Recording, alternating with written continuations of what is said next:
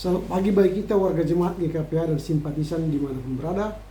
Kita jumpa kembali pada hari ini, dan untuk memulai karya kita, marilah kita mohon hikmat bimbingan Tuhan. Kita berdoa. Damai sejahtera Allah yang melampaui segala akal, itulah kiranya yang memelihara hati dan pikiranmu dalam Kristus Yesus Tuhan kita. Amin. Firman Tuhan yang akan kita renungkan pada hari ini tertulis dalam kitab Injil menurut Lukas pasal 19 ayat 45 hingga ayat 46. Demikian tertulis. Saya baca dari Alkitab terjemahan baru 2. Lalu Yesus masuk ke bait Allah dan mulailah ia mengusir semua pedagang di situ. Katanya kepada mereka, ada tertulis, rumahku akan menjadi rumah doa, namun kamu menjadikannya sarang penyamun. Then Jesus entered the temple court and began to drive out those who were selling things there, saying to them, "It is written, my house will be a house of prayer, but you have turned into a den of robbers." Amin. Yang berbahagia mereka yang mendengar serta melihara kebenaran firman Tuhan. Amin. Tema renungan kita hari ini, Yesus mengusir pedagang-pedagang dari bait Allah. Yesus mengusir pedagang-pedagang dari bait Allah. Dalam nas hari ini kita melihat bagaimana Yesus melakukan tindakan yang cukup drastis dan penuh kuasa, yaitu mengusir pedagang-pedagang dari bait Allah. Tindakan ini mengungkapkan kekesalan Yesus terhadap penyalahgunaan tempat yang seharusnya dipakai untuk beribadah kepada Tuhan. Dalam hal ini bait Allah seharusnya menjadi tempat yang kudus, penuh dengan doa, pujian, tapi justru telah menjadi tempat yang dipenuhi dengan kegiatan duniawi yang merusak tujuan bait Allah itu. Dari nas hari ini ada beberapa hal pelajaran yang penting kita tahu. Yang pertama, bait Allah rumah doa, bukan rumah perdagangan. Saya ulangi, bait Allah itu rumah doa, bukan tempat perdagangan. Yesus mengutip kata-kata dari Yesaya 56 ayat 7 bahwa bait Allah adalah tempat berdoa bagi semua bangsa. Bait Allah tempat berdoa bagi semua bangsa. Jadi tempat yang suci seharusnya. Tempat yang mempersekutukan umat dengan Tuhan. Bukan untuk transaksi duniawi.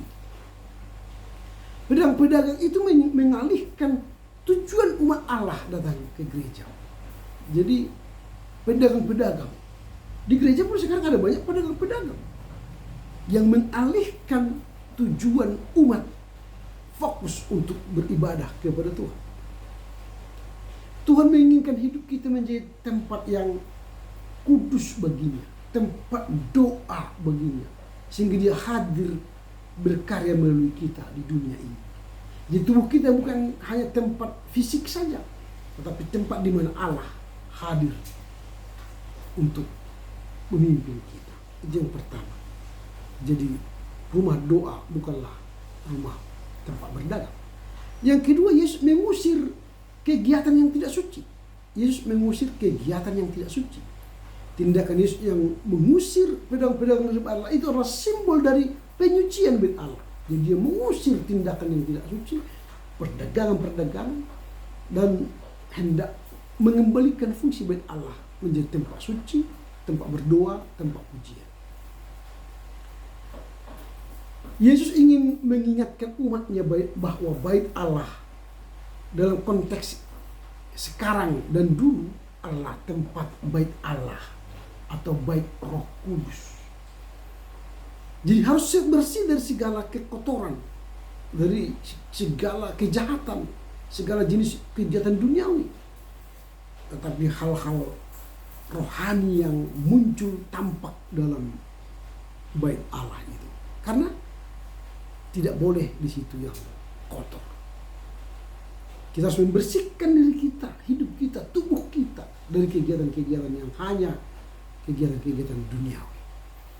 Itu yang kedua. Yang ketiga, mengembalikan fokus pada doa dan ibadah. Mengembalikan fokus pada doa dan ibadah. Jadi bait Allah itu ada supaya rumah Tuhan itu adalah rumah doa, rumah beribadah, rumah yang suci hanya bertemu dengan Tuhan dan sesama orang-orang kudus.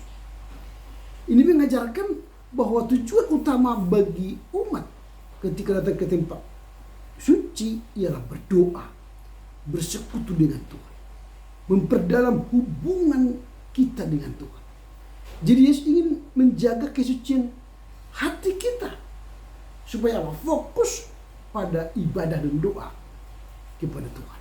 Jadi doa adalah alat untuk menyatukan kita dengan Tuhan, memperkuat iman kita. Jadikanlah diri kita, hidup kita menjadi rumah yang hidup untuk mempersekutukan kita dengan Tuhan.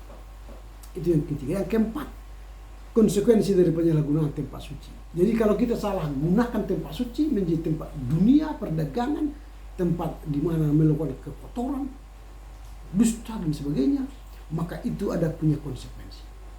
Yesus menegur pedagang-pedagang itu karena apa? Mereka telah menyalahgunakan tempat yang seharusnya, tempat yang seharusnya kudus dijadikan kotor, tempat seharusnya berdoa dijadikan berdagang, tempat seharusnya mempersekutukan kita dengan Tuhan menjadi menceraikan kita dengan Tuhan. Maka penyalahgunaan bait Allah menimbulkan kemarahan Tuhan. Saya ulangi, penyalahgunaan bait Allah menimbulkan kemarahan Tuhan. Tuhan tidak menginginkan tempatnya dipakai untuk jualan, tapi hanya untuk beribadah dan berdoa. Itulah yang kita pelajari dari teks ini. Sehingga apa yang hendak kita renungkan dari teks ini atau dari teks ini? Yang pertama, bait Allah sebagai rumah doa. Jadi jadikanlah rumah Allah itu sebagai rumah doa, rumah pertumbuhan iman, rumah yang kudus, mempersekutukan kita dengan Tuhan.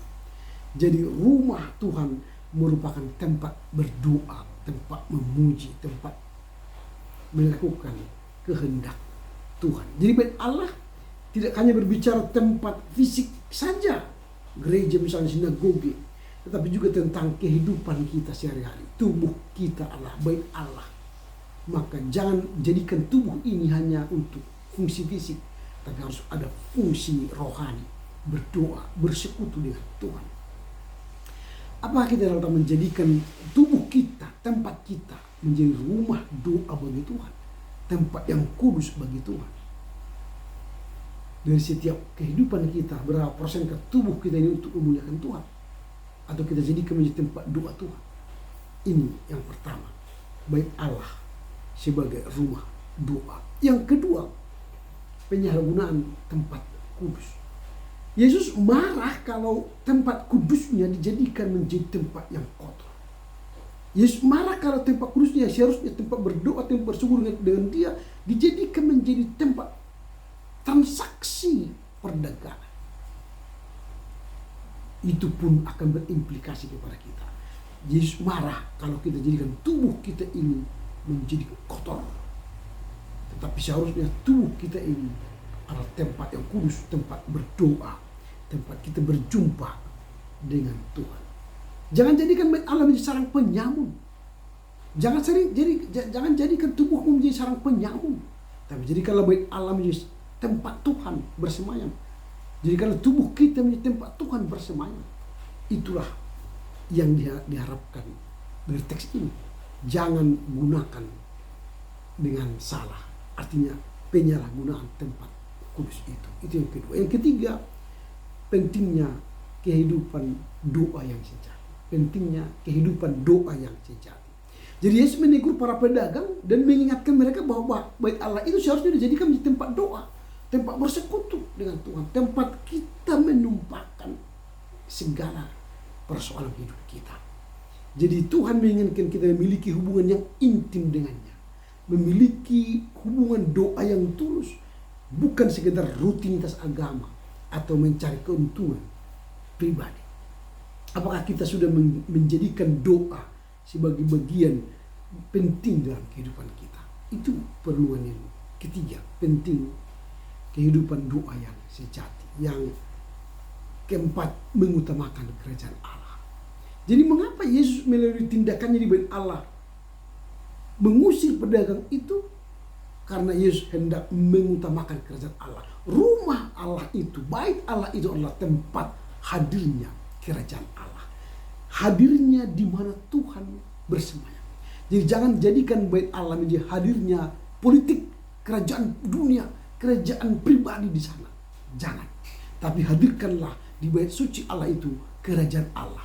Hadirkanlah di tubuh kita menjadi kerajaan Allah, bukan kerajaan dunia. Itu yang keempat. Yang terakhir, yang kelima, membersihkan hati dari penyimpangan. Jadi Yesus mengusir pedagang itu berarti simbol mensucikan diri kita. Simbol untuk menghapus segala penyimpangan, membersihkan segala kekotoran. Itu yang kelima. Sehingga jadikanlah bait Allah bukan untuk menyimpang ke kiri ke kanan. Tapi bait Allah itu fokus pada rumah doa, rumah suci. Tubuh kita pun harus kita jadikan dia rumah doa, rumah suci. Itulah beberapa renungan yang kita lihat dari teks ini. Apa yang hendak kita renungkan dari teks ini? Yang pertama, bait Allah sebagai rumah doa. Yang kedua, penyalahgunaan tempat kudus. Ketiga, pentingnya kehidupan doa yang sejati. Keempat, mengutamakan kerajaan Allah. Dan kelima, terakhir, membersihkan hati dari penyimpangan. Karena itu marilah kita merenungkan apakah kehidupan kita telah menjadikan bait Allah tempat doa, tubuh kita tempat doa. Apakah kehidupan kita telah setia pada kehendak Tuhan atau tidak? Maka hari ini kita diajak, bersihkanlah hati kita supaya rumah kita, tubuh kita menjadi rumah doa, bait Allah menjadi rumah doa bagi kita untuk kehidupan kita sehari-hari. Amin. Kita bersatu di dalam doa. Terima kasih Bapa, karena firman-Mu hari ini mengajak kami untuk membersihkan dan mengembalikan fungsi bait Allah kepada fungsi yang baik, yaitu menjadi rumah doa, rumah suci, rumah di mana kami bertumbuh, beriman kepadamu, menyatu kepadamu. Kami diajak melalui firman ini untuk menyingkirkan segala penyimpangan-penyimpangan dari rumah Allah, dari hati kami, atau membersihkan hati kami supaya tulus kepadamu. Karena itu Tuhan, mampukanlah kami untuk mengerti firman-Mu, memahami serta melakukannya dalam kehidupan kami sehari-hari. Amin. Selamat berkarya untuk Tuhan. Tuhan Yesus memberkati. Horas.